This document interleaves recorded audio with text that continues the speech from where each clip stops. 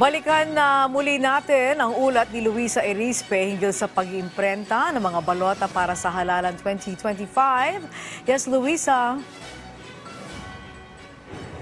Angelique, anumang oras aarangkada na ang pag-iimprenta ng mga balota na gagamitin para sa 2025 national local elections.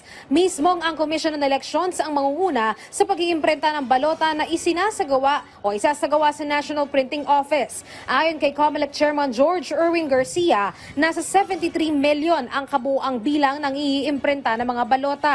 68 million para sa national at local elections at ang iba ay para naman sa parliamentary elections sa BARM. 77 days lang ang deadline para matapos ang lahat ng pag-iimprenta. Kaya naman ang target ng COMELEC, 1 milyong balota ang matapos kada araw. Base naman sa inilabas na ballot phase ng COMELEC, may ilang bago sa itsura ng mga balota ngayon. Mas pinalamig nila ang kulay ng mga balota.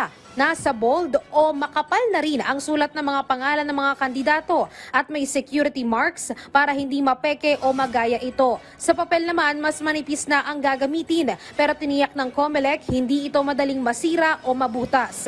Angelique, sa mga kandidato naman, sabi ng COMELEC pinal ng may 66 na senatorial candidates at may 155 na party list. Para naman sa mga local candidates na may apela pa sa Korte Suprema, bukas naman raw ang COMELEC dito. Sakaling maglabas ng temporary restraining order ang mataas na hukuman, kaya naman anyang gawin o gawan ng paraan ng COMELEC na maisama sila sa balota. Pero hanggat walang TRO, tuloy pa rin ang pag-iimprenta ng balota at pinal na ang mga naging resolusyon ng COMELEC sa cancellation at disqualification cases ng ilang mga kandidato. Sa ngayon naman, ang uunahin ng COMELEC na iimprenta ay ang para sa voting o overseas voting at local absentee voting na nasa 1.3 million at ito ay walang local candidates. Angelique, banggitin ko na rin kanina ay ininspeksyon ng COMELEC ang isa naman sa data center na gagamitin para sa monitoring ng election returns sa halalan.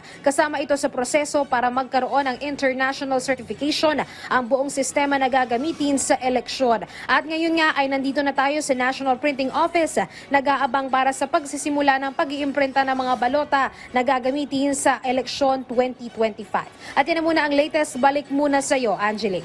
Alright, maraming salamat sa iyo, Luisa Erispe.